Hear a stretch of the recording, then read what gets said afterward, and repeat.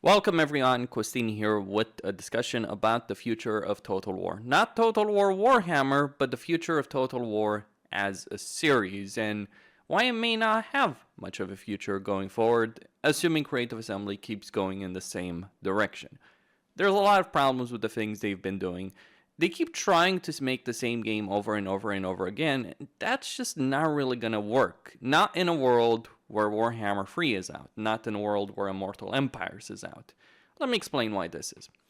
When Mortal Empires came out for Warhammer 2, Creative Assembly's marketing was saying that they had 35 Legendary Lords. They have over 90 at the moment. They have 24 races, 20 if you count all the demons as one, which I personally do because as far as I'm concerned, they're sub-factions, the individual demonic Legendary Lords. So you're looking at 20 races, over 90 Legendary Lords, 92 if I'm not mistaken, in a massive map on the campaign. And while Immortal Empires and Warhammer 3 are far from perfect and have a significant number of issues, how does one compete with that? Because you're looking at dozens of unique campaigns and well over a dozen unique races that play very, very differently, developed over the course of many years by a company, well over half a decade at this point, developed by a company over 7 years.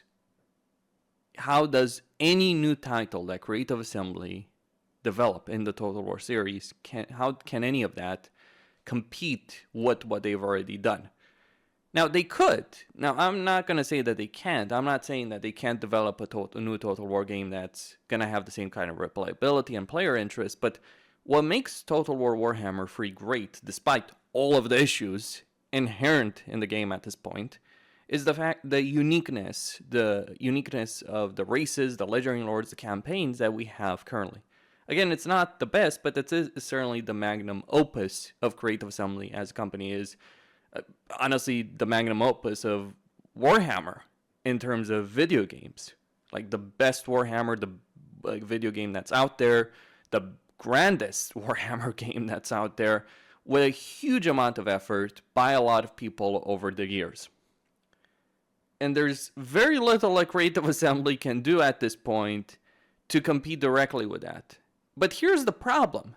The problem isn't that, well, Warhammer 3 Immortal Empire is such a grand title that can never have any competition. That's not true. For instance, I personally am very much waiting for Ultimate General American Revolution, which is in development. And I fully expect to enjoy that.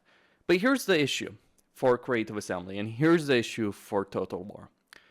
Creative Assembly, over the last couple of years, if we look at Three Kingdoms, if we look at Troy, hell, if we look at Pharaoh, they seem to think that they can keep developing games in the same fashion without major fundamental changes to how their games are played. Still turn-based campaign map, still 20 units meeting 20 units on a battlefield, still a limited number of lords fighting each other for dominance, and still a sandbox campaign with fairly limited objectives.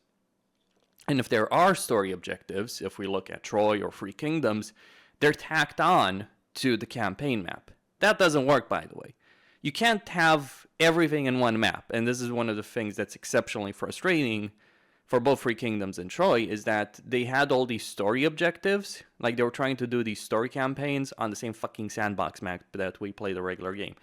Now, that would be fine, having them tacked on if that was a secondary mode, but it's the only mode we have available. So they keep, what I'm saying is Creative Assembly keeps trying to do the same thing over and over again, but they have a game with far more content, far more uniqueness, far more Legendary Lords, far more replayability in it, and they're trying to do what ended up happening with Troy, Three Kingdoms, and now Pharaoh. Based on everything we've seen with Pharaoh, it just will end up feeling like a lesser version than what we already have. For all the problems, again, that have existed in the Total War Warhammer games since launch of the Total War Warhammer games, since Warhammer 1, Creative Assembly trying to do that just feels cheap. That's the problem. Like they're like, it's not unreasonable, but look at Pharaoh. Look at what Pharaoh is gonna have compared to Warhammer 3. Pharaoh is gonna have 8 legendary lords, 4 of which are Egyptians, 2 are Canaanites, 2 are Hittites, compared to 92 with 24 races, or 20, how dependent on how you're counting them. Pharaoh is dead in the water on that alone. And even if people do decide to play it, it's going to have far less replayability than Warhammer 3, which ultimately will affect DLC sales. Because this is the thing also Creative Assembly is trying to do. They made a lot of money with DLC sales, in Warhammer 2 in particular, and they keep wanting to replicate that. They develop games, and they only support them if DLC sells for those games. Well, if you're going to develop a game that is in a similar style, with the same kind of sandbox structure, same kind of campaign structure as Warhammer 3, and expect it to do well as Warhammer 3 or 2 did, or even 1, it's going to end up a massive disaster. And that's what I expect. This is the reason I think that Troy and Three Kingdoms failed. Creative Assembly was treating those games in a similar way to the way they've been treating the Warhammer games, but they can't. And it also feels just very, very cheap what they're doing. Instead of developing stories and cinematics and characters and having mini campaigns for those characters, like, that's one of the things I have. Have the sandbox map as a mode. That's what I think they should do. They should have the sandbox map as a mode, as maybe even the main mode. But one of the things that would work great is what we saw in the prologue campaign for Warhammer 3. A mini campaign focused on the story of one particular character, getting to know them. Or maybe even having their main story in a particular campaign. Though certainly better than what we've seen so far. More cinematics, more dilemmas, more choices, consequences. Not just like a campaign where you smash through a bunch of static AI opponents that are not going to put up a fight. Also, battles that are more dynamic as opposed to just one army meeting another, fighting it to the death. That's one of the things that's gotten really boring and stale in Total War in general. What I'm trying to say is Creative Assembly needs to move past what they've done for so many years and develop something new, something fresh, something exciting.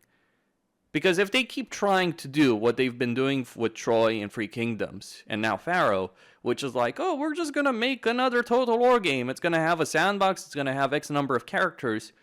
People are going to wonder, why the hell should I play this when I've got Warhammer 3 out there? And the answer is, they won't. So as long as Creative Assembly keeps trying to do the same thing over and over and over again, without realizing they need to change focus, they need to change how they're doing things, they need to do a revamp of the game and its systems. As long as they're just releasing one game after another that's in the same style, if you will, as the previous games, when that clearly won't work considering Warhammer 3, well, they're just setting themselves up for failure. To the degree that they realize this or not, I don't know. I think there's a reason behind Hyenas, or a reason behind their attempt at moving to other titles. I personally wish that Creative Assembly stopped trying to be cheap on the subject with regards to all of this, because yes, the quality of cinematics, the quality of storytelling, the campaigns, the design, it does feel cheap many, many times. When they put in effort, they can deliver quality, but when they don't care, or when they're trying to do it on the cheap, ends up hurting them. That's, by the way, the problem. One of the fundamental problems that hurt Troy, one of the problems that's going to hurt Pharaoh, one of the issues that hurt Three Kingdoms. Like, look at Three Kingdoms.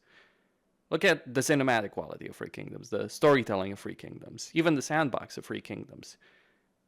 There's a lot of the effort that went there just feels very cheap effort for Creative Assembly. I mean, the music was great, especially the trailer music. Some of the trailers are fantastic. I mean, the people making those trailers, they deserve awards as far as I'm concerned. But the actual game itself, the quality of the content there, not quite as much. Kosin here, signing out. Don't forget to subscribe, like, and enable notifications, and stay tuned for more.